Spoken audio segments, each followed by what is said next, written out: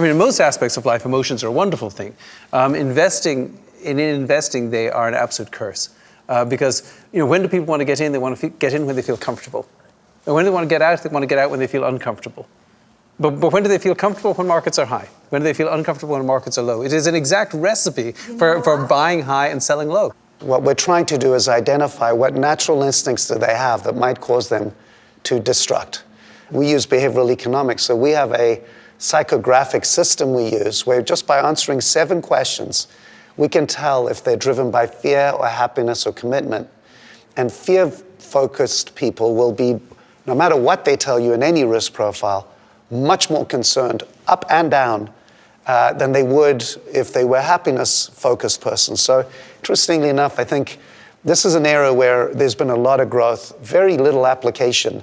But to me, it's fascinating to just help people understand, look, our challenge is not the thinking part of you, because all humans make the right decision if they're conscious, if they're calm, and have the facts in front of them.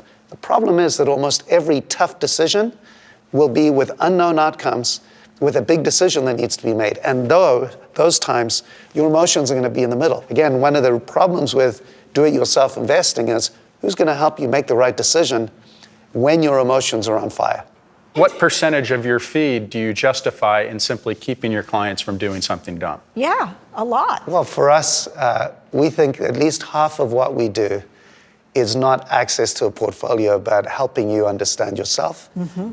You don't just own one stock, or you're not just invested for one day. You've got to get people to understand you own this vast portfolio. What we're talking about here is the whole forest, not one tree.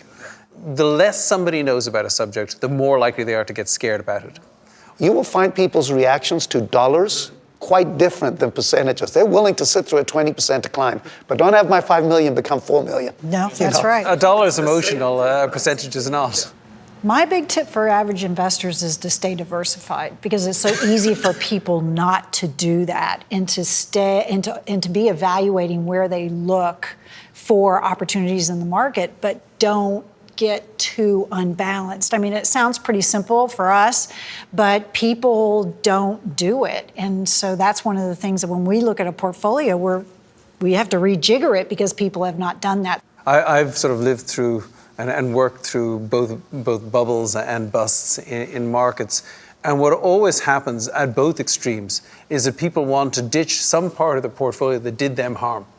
I'd underline that absolutely, that the natural inclination for people is to sell their losers. Mm-hmm. And in fact, in a diversified portfolio, those are the things that are doing exactly what they should be doing, which is not behaving like everything else, which means that when your favorite investment starts to go bad, hopefully what you didn't love is now becomes your new favorite. Some program of rebalancing or some discipline about rebalancing is really important, because what's going to happen is not only you say you don't want to sell the losers, but the truth is the losers will actually become smaller in a portfolio. Exactly. As markets get higher and higher in value, is that there will be plenty of people whispering in the ear of investors saying, I can't believe you're doing this boring old discipline thing, or you ought to be investing in this exotic product or that one, because you can get 10%, 15%. Some people say you might make 25% or whatever. And it's very important to be able to pull people back from that and say, I could have done that too. I'm not doing that. I know you would like, it'd be nice to talk about the one magic bullet here, but it doesn't exist.